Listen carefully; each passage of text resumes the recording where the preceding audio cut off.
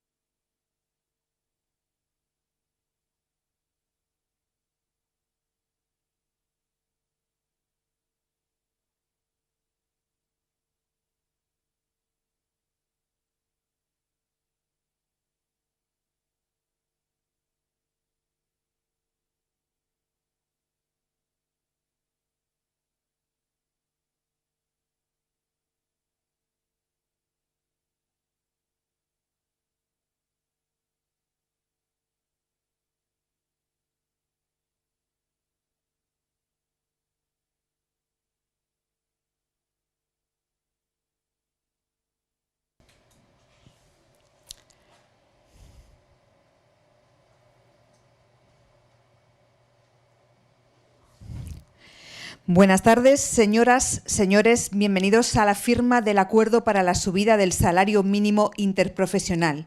En primer lugar, se procederá a la firma del documento de acuerdo. Y firma, en primer lugar, el secretario general de UGT, Pepe Álvarez.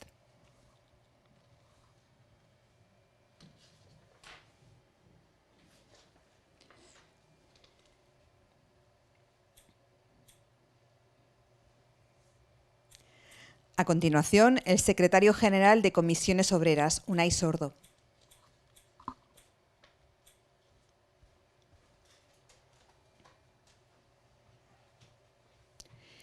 Por último, firma la vicepresidenta segunda del Gobierno y ministra de Trabajo y Economía Social, Yolanda Díaz.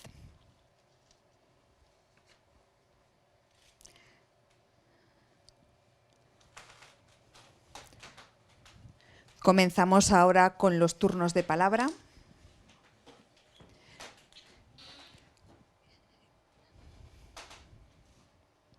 e interviene en primer lugar la vicepresidenta segunda del Gobierno y ministra de Trabajo y Economía Social, Yolanda Díaz.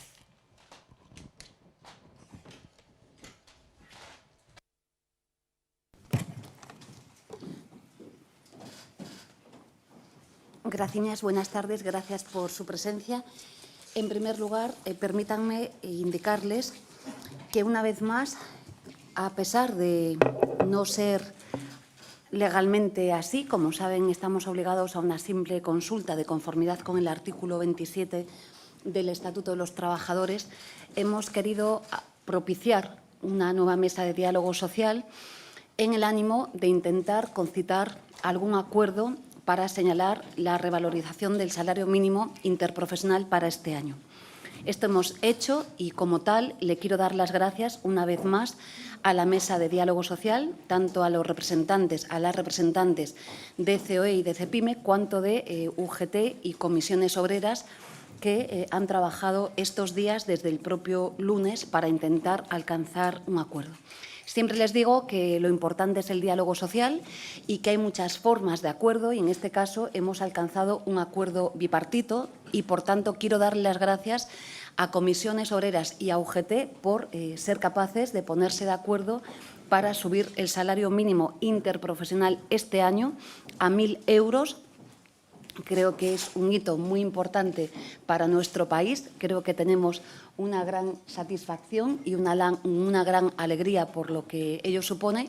Y además lo haremos con carácter retroactivo desde el día 1 de enero de este año. De tal manera que, continuamos en esa senda que habíamos iniciado de cumplir con alcanzar el 60% del salario medio el año 2023. Quiero dar las gracias también al equipo del Ministerio de Trabajo y de Economía Social por los trabajos desarrollados y a todos ustedes por la presencia que tienen aquí y el seguimiento que hacen del mismo. El Gobierno de España y los agentes sociales que hoy rubrican este acuerdo cumplen con su país. Y es que, lo vuelvo a decir, lejos de todo lo que se ha escrito, se ha teorizado y se ha dicho, e incluso hay sectores de la oposición que lo siguen diciendo, subir el salario mínimo interprofesional ha sido muy positivo para nuestro país y ha sido también muy positivo para la economía de nuestro país. Singularmente, una distinta política de rentas es lo que hace que hoy estemos mucho mejor a cómo estuvimos en tiempos antecedentes. No hace falta que les diga que la mejor herramienta para combatir la pobreza laboral es el salario mínimo interprofesional. No hace falta también que les diga que tiene una afectación primordial, directa, en los sectores de mayor vulnerabilidad, singularmente los jóvenes y singularmente las mujeres.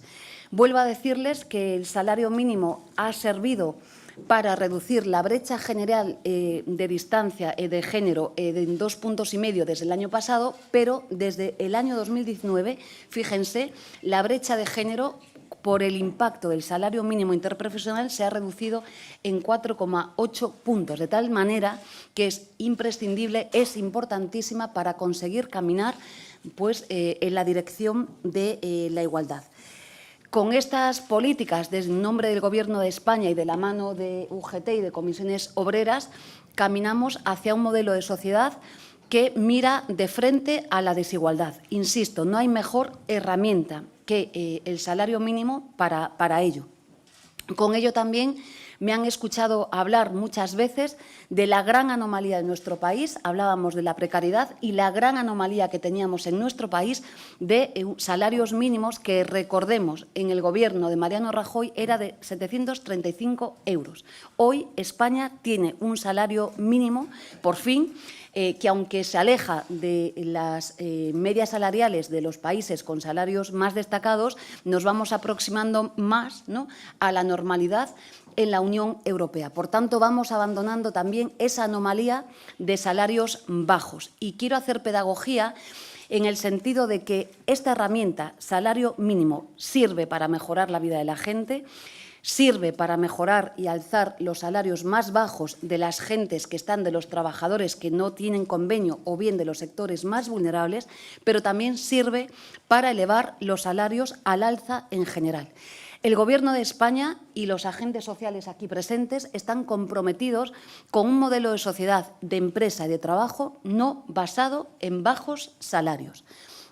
Competir en el entorno de la Unión Europea sobre bajos salarios es defender una mala economía, es defender empresas precarias y es defender, sobre todo, un modelo social que es profundamente injusto. Por lo tanto, lo que queremos es, y este es un paso muy importante, pues un modelo de relaciones laborales y un modelo económico que compita sobre el eje de la productividad y no sobre el eje de los bajos salarios. Esto singularmente es lo que hace el salario mínimo y creo que lo más importante es que combatimos esa gran anomalía que es que, fíjense, cuando teníamos un salario mínimo con Mariano Rajoy, con el PP, de 735 euros, estábamos hablando de trabajadores y trabajadoras que tenían acceso a un puesto de trabajo, pero que eran pobres, que tenían que cumplimentar sus elementos vitales, pues probablemente con una red de protección social de la mano de auténticamente de ONGs, de Cáritas y muchas otras organizaciones que se han volcado en ello. Hoy, cuando un trabajador o una trabajadora tiene como mínimo un salario mínimo de 1.000 euros, ya estamos dibujando una realidad radicalmente diferente en nuestro país. Por tanto, creo que dejamos atrás la España de los bajos salarios y caminamos frente a una España más igual y con un trabajo más decente y más digno. Y como he empezado, les quiero dar las gracias al secretario general de Comisiones Obreras y al secretario general de la UGT, porque creo que lleváis muchísimo tiempo defendiendo este salario mínimo de 1.000 euros y, desde luego, hoy, como digo siempre, no es para nosotros, es para los trabajadores y las trabajadoras de nuestro país. Por tanto, gracias por vuestra tenacidad, gracias por vuestro trabajo, a vuestros equipos, a todos y a todas ellas, y sobre todo gracias porque hemos remado en una dirección adversa, ¿no? Nos han dicho absolutamente de todo, que iba a destruir empleo, que nos iban a caer las 7 plagas de Egipto y, bueno, hasta tuvimos que ver cómo un premio Nobel de Economía tuvo que adverar que todo lo que se escribía sobre la destrucción de empleo en el salario mínimo pues no era verdad. Por tanto, querido Pepe y querido Unai, enhorabuena y gracias por vuestro trabajo.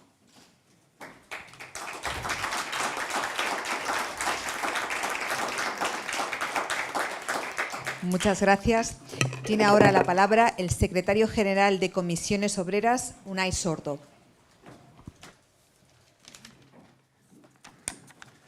Buenos días, buenas tardes ya a todas y a todos. Lo primero, en nombre de Comisiones Obreras, señalar la satisfacción por haber alcanzado un acuerdo, una vez más, consistente en una subida del salario mínimo interprofesional, que es perfectamente coherente y que se engloba dentro de la estrategia de subir ese SMI, hasta el 60% de la media salarial al final de esta legislatura. La subida del salario mínimo interprofesional hasta 1.000 euros por 14 pagas creo que cobra la dimensión conveniente cuando se recuerda que el 31 de diciembre del año 2016 este SMI en España era apenas de 707 euros. El incremento, por tanto, es muy sustancial en los últimos años, como digo, coherente con esa estrategia vinculada a la Carta Social Europea de que no haya ningún salario por debajo del 60% de la media salarial en nuestro país.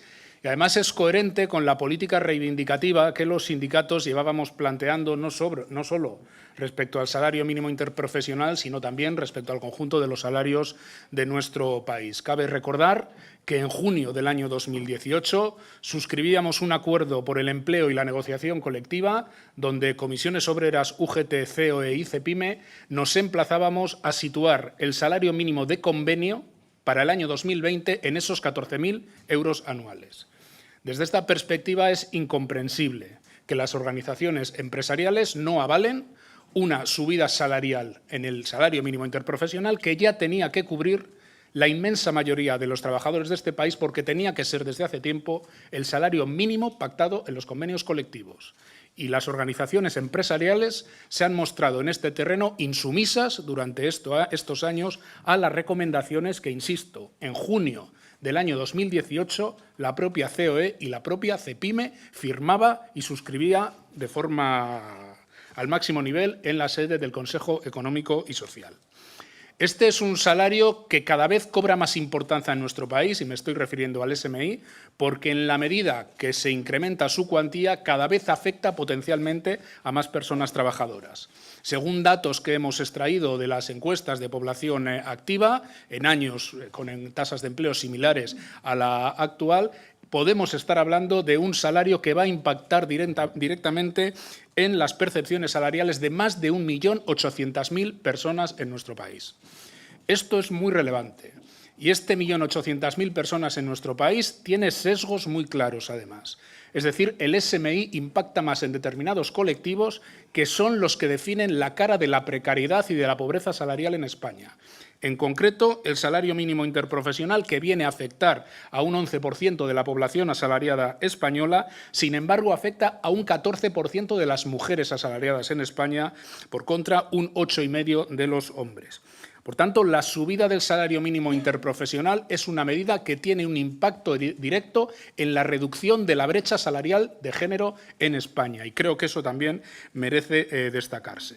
Pero si algún sesgo tiene la subida del salario mínimo interprofesional es el sesgo de la edad.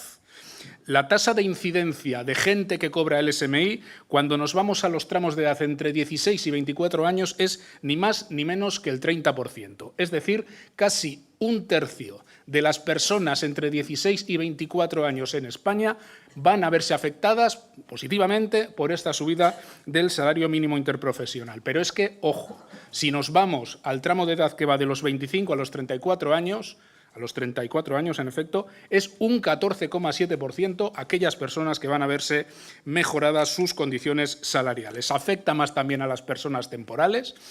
El 19, casi el 20% de las personas con contrato temporal van a haber mejorado su salario mínimo interprofesional, y si nos vamos a los sectores es un salario que impacta de forma muy importante en los trabajadores y en las trabajadoras de la agricultura. Prácticamente el 40% de estas personas trabajadoras y el 11,5% de las personas que trabajan en el sector de los servicios van a ver mejorados sus salarios. Vamos a tener, con toda seguridad, que escuchar algunas cosas, algunas incluso impertinentes en los próximos días. Hay que recordar que la subida del salario mínimo interprofesional de estos últimos años en un sector como el de la agricultura ha sido perfectamente compatible con que este sector hoy en día arroje las mejores tasas de afiliación a la Seguridad Social y las mejores tasas de empleo asalariado en la historia de España. Es decir, cuando los salarios mínimos más impulsan las alzas de los salarios en sectores como el agrícola, es cuando más personas contratadas hay en el sector. Por tanto, no es verdad, es empíricamente demostrable que no es verdad que el impacto del salario mínimo destruya empleo en nuestro país. Y si a estas alturas, con una subida del 40% en 5 años del SMI y con un ritmo de recuperación del empleo tras esta crisis como el que estamos viviendo, esto no queda claro, es que aquí ya no estamos hablando de datos, estamos hablando de teología, estamos hablando de fe. Por tanto, como aquí estamos para avalar unas medidas que mejoran la vida de la gente más precaria, de la gente que está en la pobreza salarial y que además es compatible con la mejora de la economía y con la mejora del empleo, creo que es donde tenemos que centrar el tiro. Por concluir, de forma muy sintética, de forma muy breve, por hacer una fototipo de a quién afecta la subida del salario mínimo interprofesional, el perfil principal de los beneficiarios por la subida del salario mínimo interprofesional en España sería una mujer de entre 16 y 34 años con contrato temporal y que trabaja en la agricultura o en el sector servicios. Y ahora sí concluyo. Este acuerdo salarial entre sindicatos y Gobierno es una muestra evidente de, yo diría que hasta la obcecación que estamos teniendo las organizaciones sindicales con que la orientación del diálogo social, de la reforma laboral y de las medidas que estamos pactando estén sobre todo dirigidas a mejorar la vida del precariado, a mejorar la vida de la gente que peor está. en contra del tópico y del típico de que lo que hacemos tiene que ver con el núcleo duro de la afiliación sindical de los trabajadores con más antigüedad y con mayores derechos, estamos demostrando que estamos priorizando la reducción de la desigualdad, la reducción de la pobreza salarial y las mejoras en las tasas de estabilidad en el empleo y salariales de la gente que peor está en nuestro país. Por tanto, creo que una gran noticia esta subida, que tiene que tener continuidad en el futuro, y lamentar, evidentemente, que las organizaciones empresariales no hayan sido coherentes con la subida del salario mínimo de convenio que pactaron hace ya más de 2 años con las organizaciones sindicales. Gracias. Muchas gracias. Escuchamos a continuación al secretario general de UGT, Pepe Álvarez. Buenos días. Gracias por acompañarnos. Yo quisiera, en primer lugar, tener unas palabras de agradecimiento para el Gobierno. Este es un Gobierno que cumple, en contra de los que algunos están empeñados en decir cada día, cumple, y yo, vicepresidenta, os lo quiero agradecer. En septiembre os comprometisteis a que íbamos a tener los 1.000 euros. Hoy los 1.000 euros son una realidad con carácter retroactivo desde el día 1 de enero. Y a mí me parece que eso es realmente muy importante. Para la Unión General de Trabajadoras y Trabajadores, la cifra de 1.000 euros salario mínimo en nuestro país tiene una importancia muy grande. Desde luego tiene una importancia simbólica. Es romper un techo que parecía que se hacía difícil romper. Y parecía difícil romperlo fundamentalmente por la obcecación de la patronal de no cumplir los acuerdos que firma con las organizaciones sindicales. Fue muy dura la negociación de la ANC en este punto, pero todos pensábamos que la patronal iba a cumplir.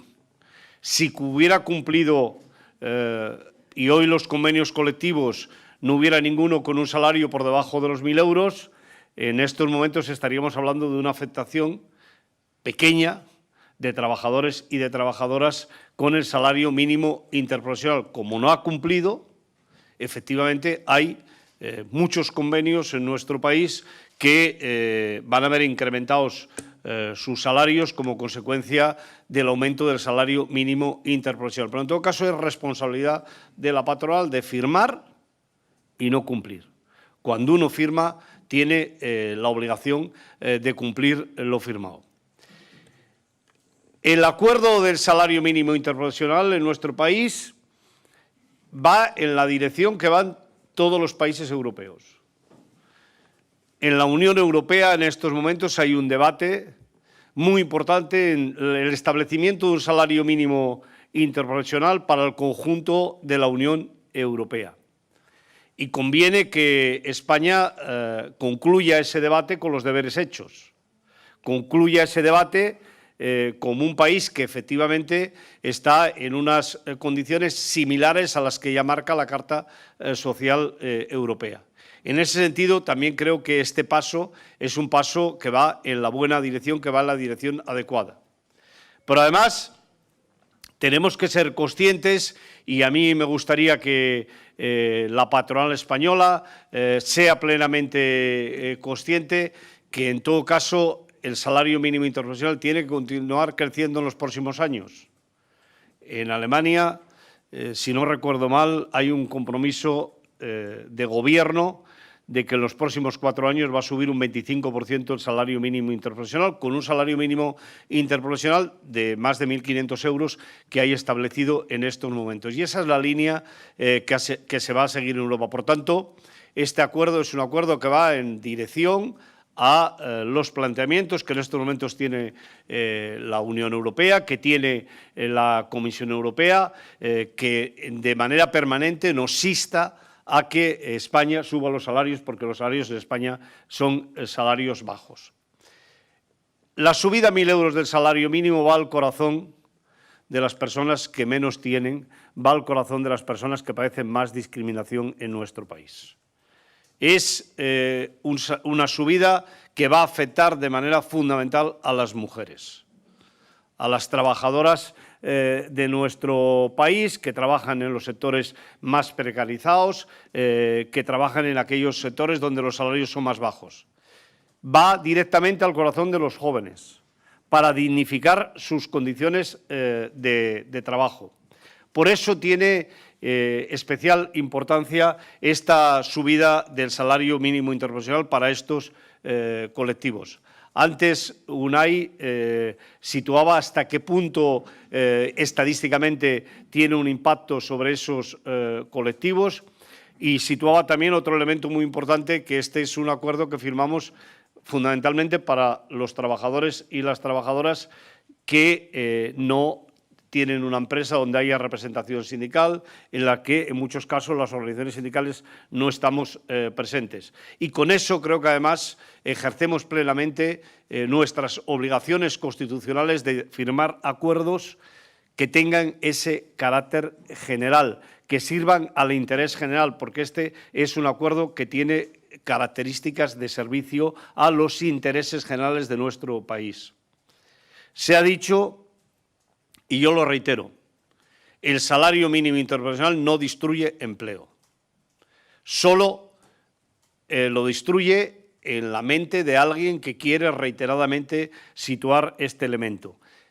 Todos los datos que tenemos de las subidas del salario mínimo interprofesional demuestran que, al contrario, es un instrumento para activar la economía, y es muy sencillo. Cuando una familia, una persona gana menos de 1.000 euros y le suben a 1.000 euros, es evidente que con ese dinero no va a ir a correr a ponerlo en una cuenta corriente a plazo fijo.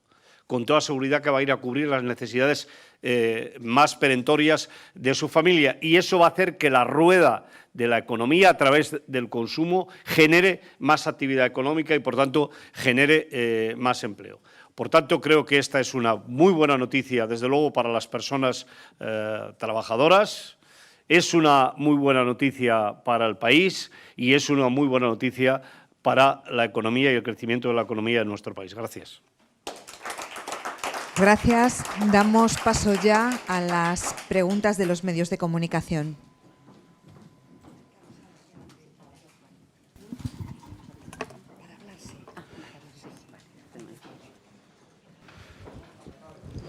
Sí, hola, buenas tardes.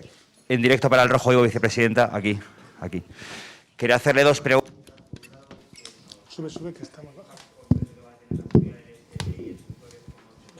Sector del campo, que son dos de los sectores que desde donde más se ha criticado esta subida del salario mínimo. Y luego una pregunta de actualidad. Quería preguntar su valoración por la propuesta de reforma fiscal de Podemos y la respuesta de la ministra de Hacienda, de María Jesús Montero, que esta mañana ha dicho que esta propuesta le parece inapropiada. Gracias. Gracias por sus preguntas. Bueno, lo decían antes el secretario general de Comisiones Obreras y el secretario general de la UGT. No hay ningún dato que afirme, que permita corroborar lo que se está diciendo. Por tanto, estamos hablando de ciencia ficción. Yo le voy a dar datos. En relación con el sector agrario, fíjese si no es verdad lo que se está diciendo, sino que en el año actual tenemos un récord de afiliaciones a la Seguridad Social en este sector, exactamente 840.100 personas ocupadas en la agricultura, lo que supone un aumento de 58.000 trabajadores en este sector. Y, si me permiten, la comparación desde el año 2018, el incremento de los ocupados y ocupadas en la agricultura es de 14.500 personas. Por tanto, lejos de ese mantra que repiten sin ningún dato que destruye empleo, no solamente no se destruye, sino que ustedes lo van a ver ahí, los datos, cómo tenemos un récord de afiliaciones a la Seguridad Social, nada más y nada menos que en un sector como la agricultura. Y lo decían también, por cierto, en los dos tramos de la misma. Y, por cierto, a pesar del fenómeno de la mecanización en el propio sector agrícola. De tal manera que creo, y aprovecho para decirlo, que el comportamiento de un sector que es clave para nuestro país, como es la agricultura, ha sido ejemplar. Insisto, los datos hablan por sí solos. Y no hay ninguna evidencia de, a pesar de haber subido hasta el año actual el 31% del salario mínimo, no solo no se ha destruido empleo, sino que, como ven, tenemos un récord de afiliaciones a la Seguridad Social. De idéntica manera sucede con los autónomos. Rápidamente, autónomos, tenemos también un récord de afiliación, 3.151.604 personas, trabajadores y trabajadoras afiliadas. Los datos hablan por sí mismos y tenemos un total de 84.237 afiliados más en relación al año 2018 y en este año, en el 21, tenemos más de 63.297 autónomos al régimen de la Seguridad Social. Por tanto, lo vuelvo a decir, no solamente no salimos de la crisis destruyendo empleo autónomo, como pasó. Recuerden, en la crisis financiera se destruyeron más de 551.000 empleos en el sector de los autónomos, sino que estamos teniendo a día de hoy 63.297 afiliados más. Por tanto, el impacto que se pretende generar entre el incremento del salario mínimo y algún sector no es verdad. Y creo que, siendo serios, tenemos que hablar con datos en la mano. Y en relación con la propuesta fiscal de Unidas Podemos, permítanme decir dos cosas.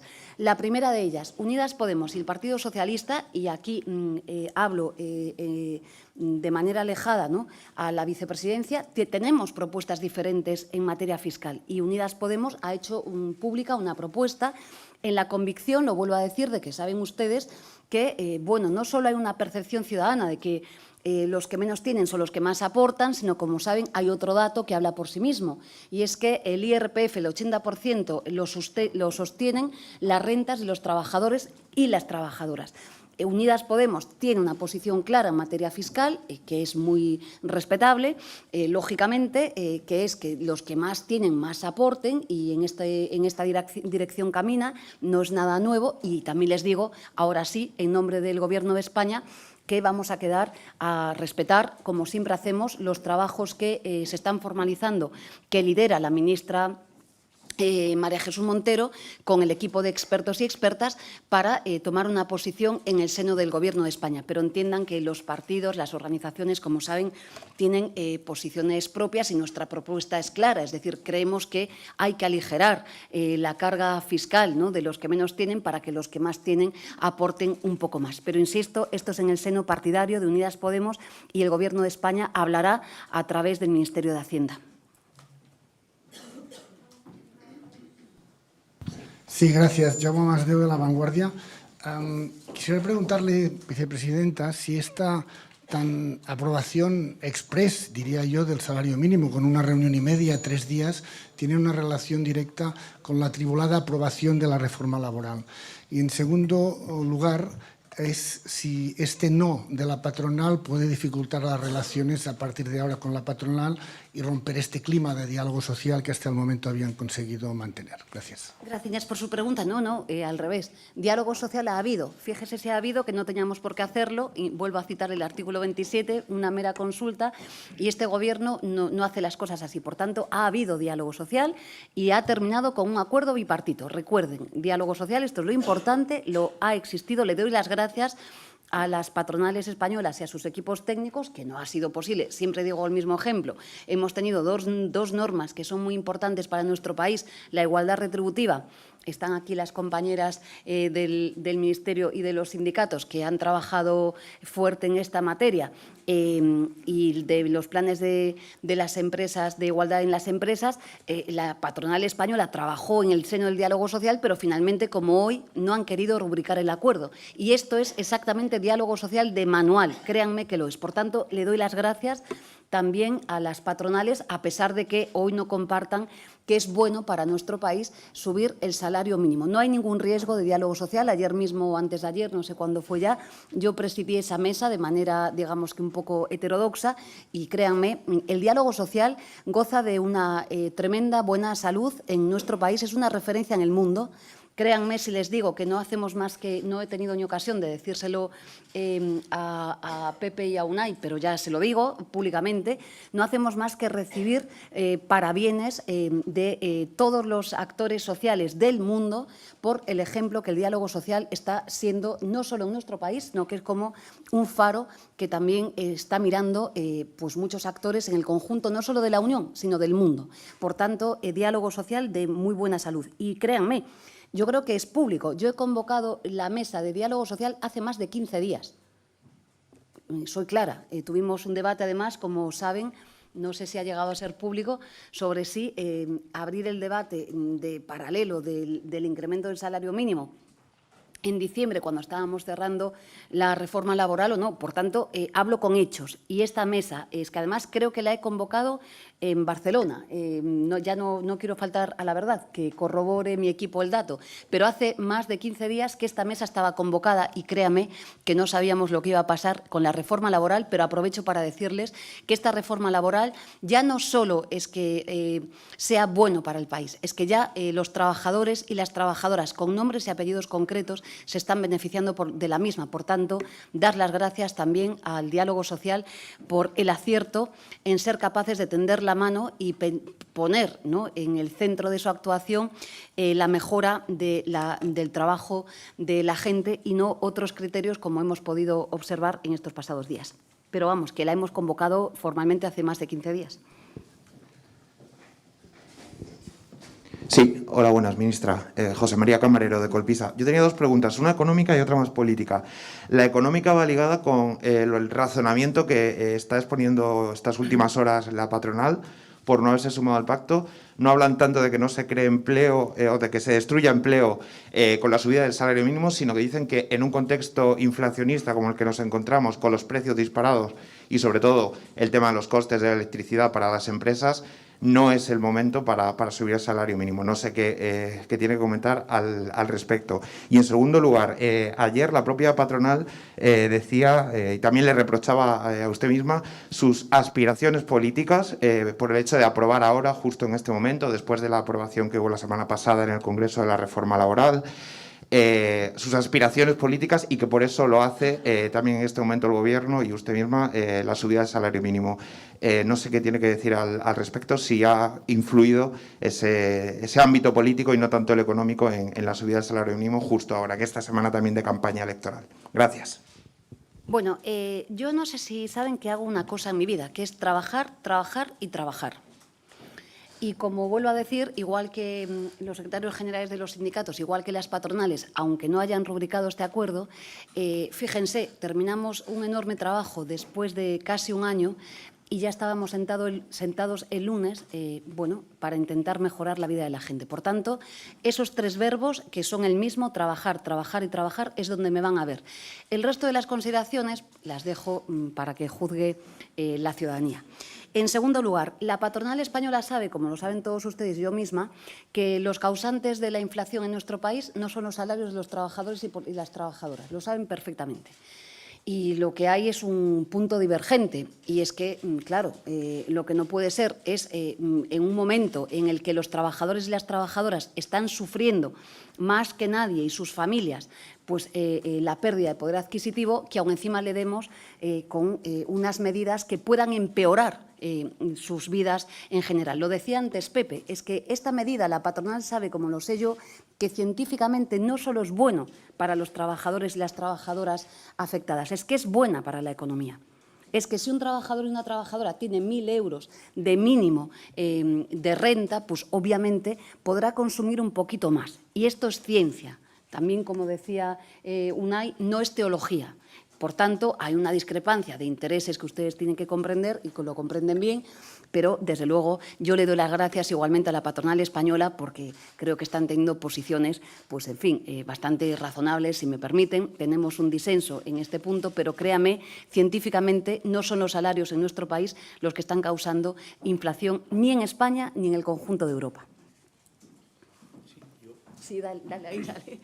No, en todo caso, a mí me parece que el argumento de la patronal es un argumento boomerang, porque la subida de los precios en nuestro país tiene un origen muy importante, que es el precio de la energía, pero también los precios que las empresas repercuten a sus clientes.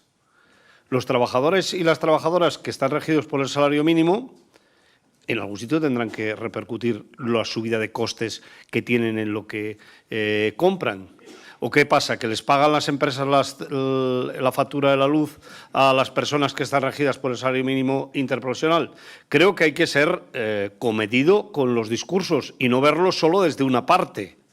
Y realmente quienes están sufriendo de manera más dramática la subida de los precios en nuestro país son las trabajadoras y los trabajadores, en este caso fundamentalmente las trabajadoras que están regidas por el salario mínimo y que la subida del precio de la energía es exactamente la misma, estén subidas por el salario mínimo o estén subidas por otro tipo de salarios. Los trabajadores y las trabajadoras no tienen otro lugar donde repercutir su subida de los precios que no sea en la subida de los salarios.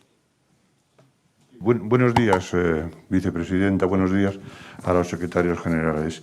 Quería hacer una pregunta a la vicepresidenta y otra a los secretarios generales. La primera es si usted en estos momentos puede decir, ya lo sé que es difícil, pero bueno, puede decir cuánto puede subir el salario mínimo interprofesional en 2023, una vez que está recogido el 60% del salario medio, tanto en el programa de gobierno, como usted sabe, como defienden también los sindicatos, en fin, y que hay un compromiso dentro del gobierno, incluso apoyado por la vicepresidenta económica del gobierno.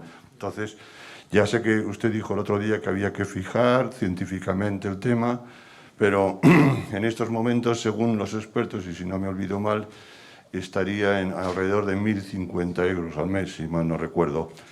Y la pregunta para los dirigentes sindicales es, ayer la COE dijo que iba a proponer, en los debates internos la COE estudiaba proponerles una INC que tenga en cuenta la situación de los sectores y de los territorios, dijo literalmente.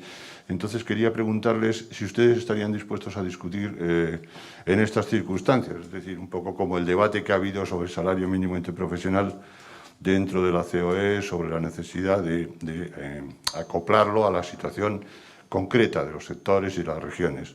Muchas gracias. Contesto rápidamente a esto.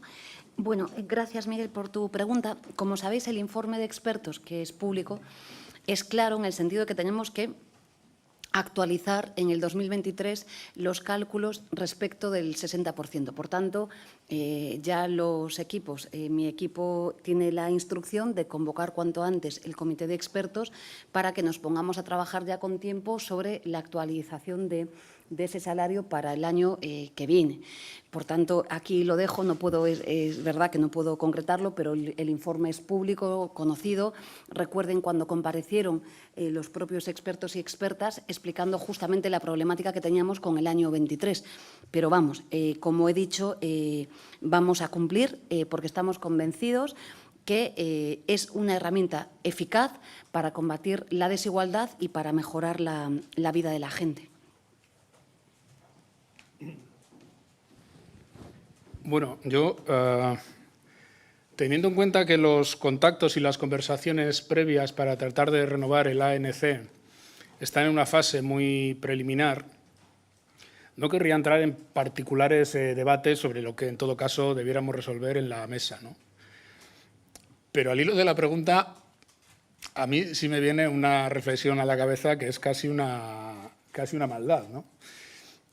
Yo pediría aquí al personal que se aclare un poco, porque en la reforma laboral o de forma colateral a la reforma laboral parece que ha habido una polémica política muy grande con el tema de los ámbitos de los convenios colectivos sectoriales y donde yo he oído posiciones de las organizaciones empresariales diciendo que abordar eso en cualquier tema, en cualquier fórmula, en cualquier espacio, era no sé qué ruptura del llamado, no sé ni cómo lo llaman, del mercado único o del unidad de mercado en un país que, por ejemplo, tiene 52 convenios de hostelería hoy en día, ¿no? Y este argumento, que parece que ha sido sólido en algunas de las declaraciones que se han hecho, ahora se habla de un salario mínimo interprofesional territorializado o de una ANC que tome medidas salariales en función de qué territorio hablamos. En fin, yo pediría un poquito de coherencia, que cuando se hable de estas cosas se sepa mínimamente de lo que se hable y que las polémicas y las discrepancias de posiciones las tratemos de resolver en las mesas de negociación, que ya pronostico que en ese espacio bilateral van a ser, no sé si tan complicadas como las de la reforma laboral, pero me temo que no le van a andar lejos, ¿no? Y una cuestión más. Yo sé que esta subida del SMI se va a querer, ya han cogido carrete, se va a querer politizar y se va a meter en el contexto. Ayer le oí a un dirigente del Partido Popular hablar de que la subida del SMI era una medida electoralista. Vamos a ver. La Tierra da vueltas alrededor del Sol y viene a tardar 365 días, que es lo que llamamos año. Y entonces el salario mínimo interprofesional se suele negociar para que con la entrada del año entre en vigor y se actualice, y esto es lo que se hace habitualmente. Esto es lo normal, negociar el ANC a primeros de año para que las empresas tengan seguridad y los trabajadores vean mejorados sus salarios. Eso es lo normal. Lo que no es normal es adelantar elecciones cuando a uno le viene bien por motivos electoralistas, decir que todas las medidas que se toman son electorales porque no se quede el salario mínimo y pretender que el resto nos adaptemos a perdónenme la expresión, a las movidas electorales en que cada partido decide situarse. Hemos negociado ahora el salario mínimo interprofesional, no porque haya elecciones, no por los líos o no líos que haya habido con la reforma laboral. Hemos negociado el SMI ahora porque es cuando toca, porque es que estamos a 9 de febrero y tiene que tener efectos retroactivos para que en enero, en febrero y en el resto del año tengamos el salario mínimo interprofesional. Y ya está. Es así de simple. Yo soy consciente de que cuando entra la batidora política esto pasa de lo serio a lo que hemos vivido en las últimas semanas, pero me niego a no hacer esta reflexión. Es que es ahora cuando se negocia el salario mínimo interprofesional, haya elecciones o no haya elecciones.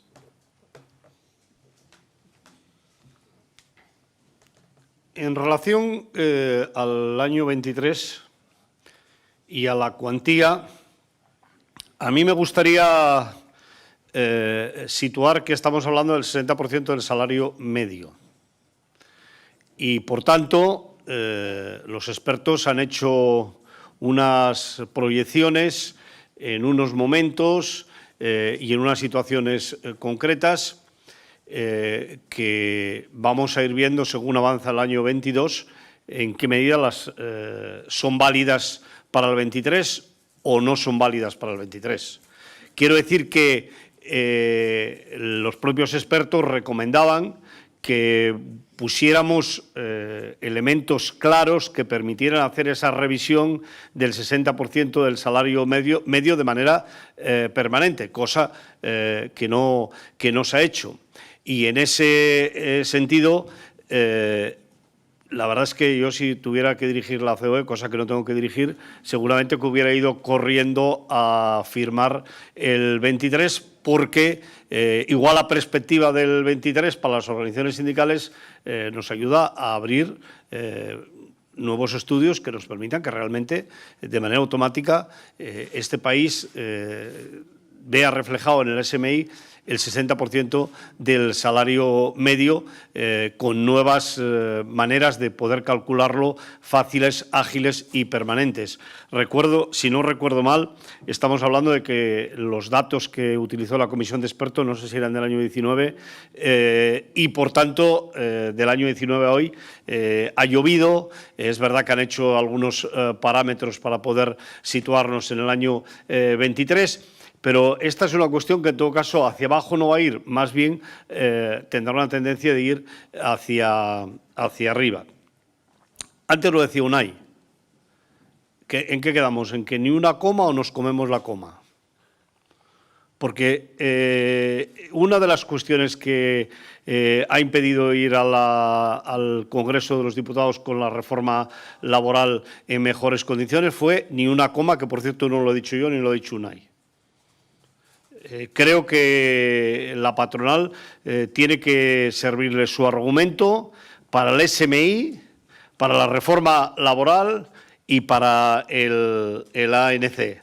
En realidad, en nuestro país, hoy los salarios ya están marcados por el propio coste de la vida en las comunidades autónomas. No tenemos unos salarios de carácter general y el salario mínimo, en todo caso, es el salario SCOBA, que recoge a todos los trabajadores y a todas las trabajadoras que en su convenio, iba a decir que no están regidos por el convenio colectivo, pero tengo que cambiar porque hay muchos que están regidos por el convenio colectivo que les va a afectar el salario mínimo, aquellos que no tienen las condiciones del salario mínimo interprofesional. Y justamente donde tiene más incidencia es en aquellos lugares donde los salarios son más bajos, cosa que, por otra parte, desde nuestro punto de vista, tiene todo el sentido.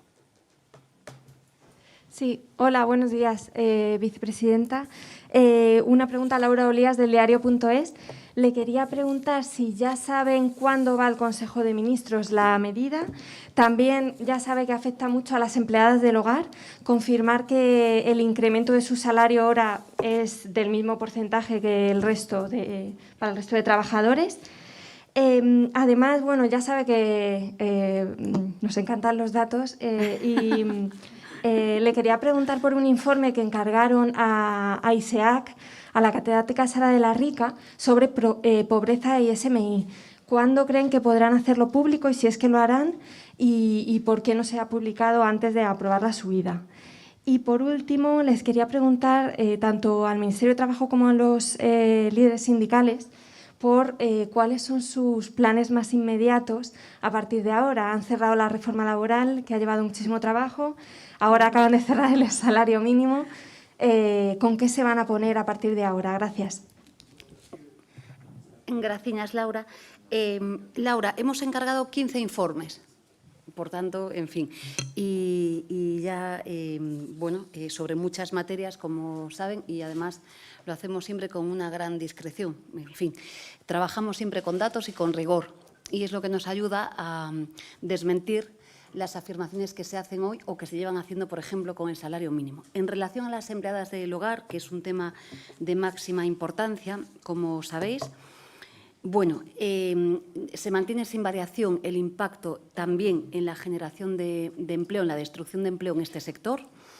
Y, como saben bien, y llevamos diciendo desde también un mes de febrero en el que llegamos al Ministerio de Trabajo y no había elecciones y también subimos el salario mínimo en estas fechas, pues desde el año 2015 hasta hoy tenemos efectivamente 59 meses de caídas persistentes, ¿no?, en este régimen especial, que, como sabéis muy bien, tiene una única causa, que esta es la ciencia, y es la reforma legislativa que se propició en el año 2015 respecto de este sector. Y lo que estamos viviendo, y ya digo, 59 meses, por tanto, no tiene nada que ver con el salario mínimo, porque de aquella recuerden que el salario estaba por debajo, el salario mínimo de los 700 euros, tiene que ver con un cambio normativo, que lo que está produciendo, como sabéis muy bien, es que muchas de las trabajadoras del hogar en este momento se están contratando a través de empresas. Pero, insisto, se mantiene sin variación a día de hoy. Y por dar datos también, desde el año 18, las cuidadoras no profesionales, digo cuidadoras porque estos días escuchaba también voces en la patronal que se preocupaban por las cuidadoras, pues las cuidadoras no profesionales han aumentado exactamente en 60.000 personas. Recuerden ustedes que estaban en 7.500 y hoy tenemos 60.000 más. Por tanto, no nos vamos a cansar, datos y datos y datos, y efectivamente desde el 2015 hay un modo de contratación diferente. Y la fecha va a ir, la fecha va a ir con prontitud al Consejo de Ministros. Rápidamente, sí. ¿Los planes a partir de ahora? Los míos, es que, bueno, como saben, hablando de trabajadoras, muchísimos. Bueno, estamos trabajando, acabo de tener una reunión justamente muy importante en el seno de la economía social.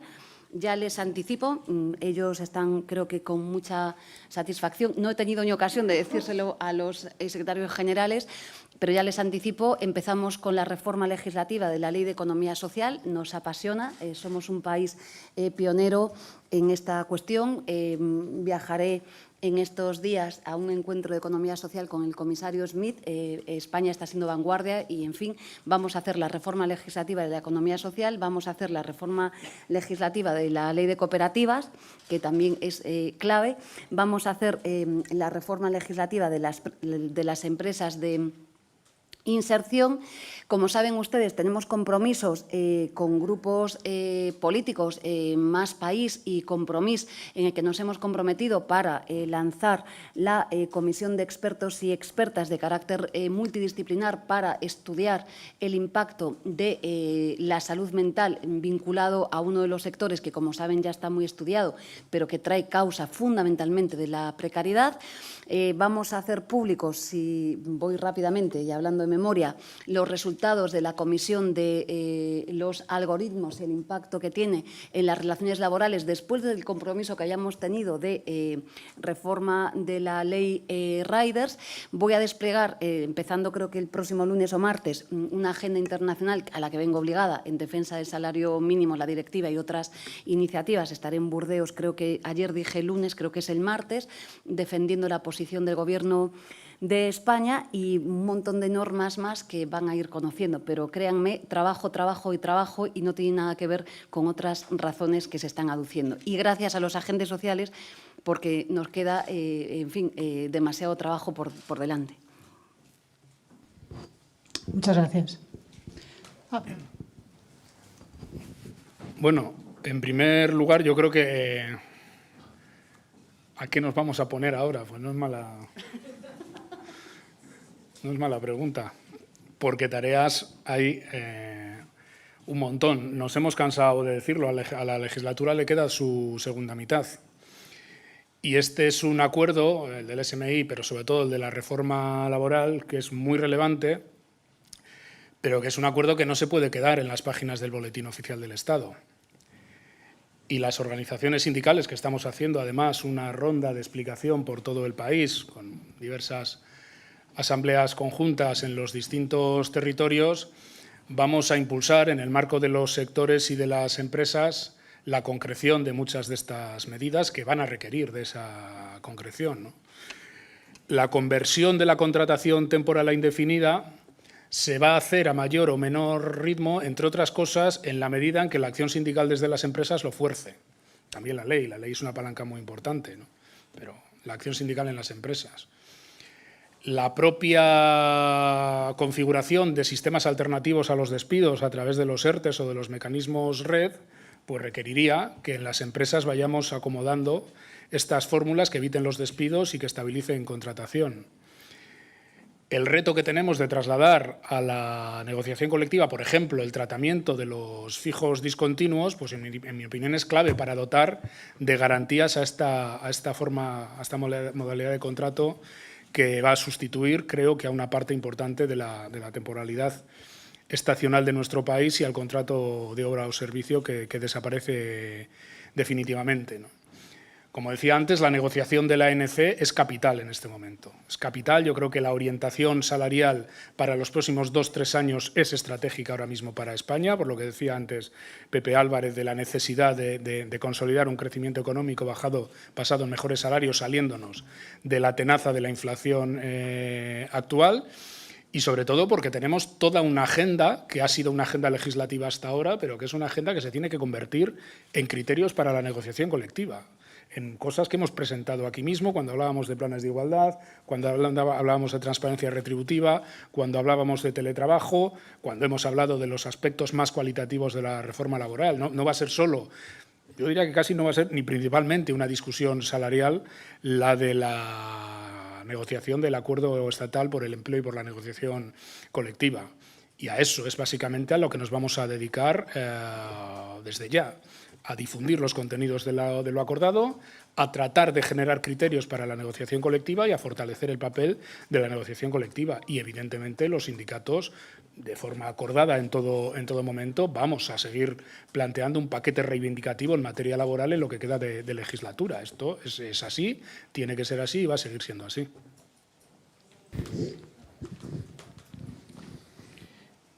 Bien, desde luego aburrir no nos vamos a aburrir. 3 acuerdos muy importantes hasta ahora. Pensiones. Queda todavía en estos momentos un margen de negociación en relación con el tema de las pensiones. Reforma laboral, salario mínimo interprofesional. Esto es de los últimos meses, casi de los últimos días. Yo creo que desarrollar lo firmado, como antes decía Unai, tiene una importancia para que finalmente las normas se puedan cumplir y además se puedan cumplir con la flexibilidad necesaria que marca la propia reforma, tiene una importancia capital. Es decir, no tenemos que olvidarnos que la reforma laboral, los elementos de flexibilidad más importantes quedan para la negociación colectiva.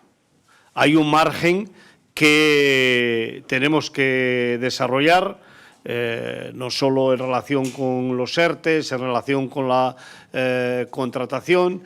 Es decir, tenemos un paquete importantísimo de medidas que tenemos que desarrollar. Por eso el ANC este año creo que tiene una importancia capital. No vamos a hablar solo de salarios, aunque finalmente el tema de los salarios será el tema estrella, pero vamos a tener que hablar y discutir de cómo y de qué manera podemos trasladar a la negociación colectiva sectorial todos aquellos aspectos que nos quedan por desarrollar de las normas que hemos aprobado en la reforma laboral. Seguramente, si la vida política de nuestro país hubiera leído a fondo la reforma, verían hasta qué punto introduce elementos de flexibilidad que jamás habían introducido en la legislación española. Introduce elementos que van a ir al debate en los convenios colectivos que nunca habían estado en la legislación española. Esos son algunos de los puntos que tenemos, pero junto a eso hay preocupaciones que vamos a tener que abordar. Por ejemplo, los accidentes de trabajo. Esta es una cuestión absolutamente prioritaria para nosotros, para la Unión General de Trabajadores y de Trabajadoras, en los próximos meses. En esta situación que venimos viviendo en nuestro país, que año tras año las estadísticas no nos acompañan por lo que hace referencia a los accidentes de trabajo, le tenemos que poner freno. Desde luego le tenemos que poner freno en las empresas, pero igual también desde el punto de vista normativo y de intervención de la Inspección de Trabajo. Y quiero acabar diciendo que para nosotros la Inspección de Trabajo es una pieza fundamental de las relaciones laborales en nuestro país. Hemos insistido mucho durante la negociación de la reforma laboral de la necesidad de incrementar y dotar con más medios a la Inspección de Trabajo en nuestro país. Esa va a ser otra de las prioridades que como organización vamos a plantear al Gobierno, que nos va a venir bien para la aplicación de la reforma laboral. Esta es una reforma laboral extraordinariamente positiva, pero ocurre como en el Código de Circulación. Puedes hacer un código fantástico, pero si no hay Guardia Civil, Policía Nacional o Erchainas, Mossos de Escuadra para hacerlo cumplir, finalmente va a ser muy difícil que se cumpla. Pues nosotros necesitamos tener una inspección de trabajo dotada para poder hacer frente a esas exigencias. Por tanto, eso es otra de las cuestiones prioritarias para las organizaciones sindicales en los próximos meses. Sí. Muchas gracias. Yo quería preguntar a los secretarios generales, ustedes a principios de año pusieron encima de la mesa su agenda respecto al encarecimiento del despido, cuando estaba en perspectiva de toda la tramitación de la reforma para más adelante, ¿no? ¿Cómo se encuentra este asunto y estos asuntos que ustedes dejaban fuera de la reforma pero que podrían ir más allá y que luego se han discutido las peticiones de algunos grupos que querían tramitar como proyecto de ley? ¿Cómo va a gestionar esto el Gobierno? Muchas gracias. Y respecto a la posible negativa de COE y demás. Gracias. La última frase que he dicho en la anterior intervención, he dicho que de acuerdo con las organizaciones sindicales el paquete reivindicativo en materia laboral de los sindicatos no ha concluido y es evidente que nosotros seguimos aspirando a transformaciones de calado en el modelo laboral español. Uno tiene que ver con las condiciones, causas y costes de los despidos en España y otro tiene que ver, si se me apura todavía bastante más relevante, con las fórmulas de flexibilidad y de inaplicación de lo pactado en convenio colectivo en pactos de empresa. Estas son reivindicaciones que forman parte de la agenda sindical y lo van a seguir formando parte en el futuro. Viendo además el súbito interés que los grupos parlamentarios se ha dado en este último mes por todo lo que atañe al marco laboral, me imagino que vamos a tener un trabajo ímprobo para poder canalizar esas inquietudes, porque me imagino que esto va a ser un no parar en lo que queda de legislatura por todos los grupos que les interesa esto de forma notable, como hemos visto. Entonces va a haber mucho trabajo también en ese terreno. Lo hemos dicho antes, lo decimos ahora y lo continuaremos diciendo. La reforma que hemos acordado tiene una relación directa con el compromiso del Estado español con la Unión Europea, los 3 ítems, las 3 materias que teníamos que resolver antes del 31 de diciembre. Y para nosotros, nuestro país es muy importante. Sabíamos que teníamos que cumplir, sabíamos que nos jugábamos derechos para los trabajadores y las trabajadoras, pero también recursos y medios para hacer la transformación del sistema productivo en España. Eso es lo que nos llevó a cerrar este capítulo. El resto de cuestiones que tienen que ver con las reformas laborales que se efectuaron durante la crisis no han sido objeto ni siquiera de negociación, no han estado en el orden del día de la mesa del diálogo social. Esas cuestiones nosotros no tenemos una fecha cerrada, es evidente, pero en todo caso forman parte de la agenda de nuestras prioridades. Todo lo que atañe al despido, no solo el coste, sino fundamentalmente las causas, la metodología por lo que hace referencia al despido colectivo, son elementos que van a formar parte de esa agenda y de esa necesaria negociación, transformación y acuerdo, si es posible. Pero, como decía Unai, nos hemos quedado realmente sorprendidos, gratamente sorprendidos, de ver el nivel de interés de los grupos parlamentarios en relación con esta materia, incluso gratamente sorprendidos de ver el interés de las organizaciones sindicales minoritarias y de algunas otras organizaciones sindicales convocando movilizaciones cuando llevaban años con la norma sin ningún tipo de movilización. Y, por tanto, vamos a esperar también y a visualizar cuáles son las propuestas que se van discutiendo en el Parlamento, porque no hacía falta enmendar esta reforma que, por otra parte, nadie quería enmendar. Querían introducir nuevos elementos, no enmendar lo que hemos acordado para que pueda haber esa entrada de iniciativas, de propuestas.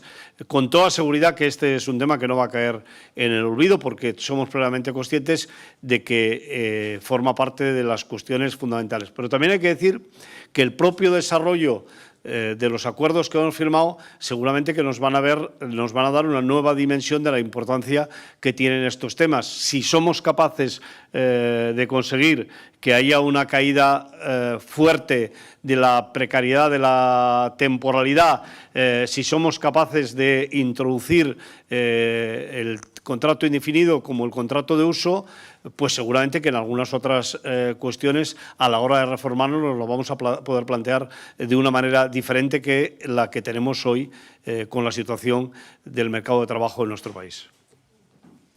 Concluye aquí esta rueda de prensa. Muchas gracias a las personas que nos han acompañado en el Ministerio de Trabajo y Economía Social y a través del streaming.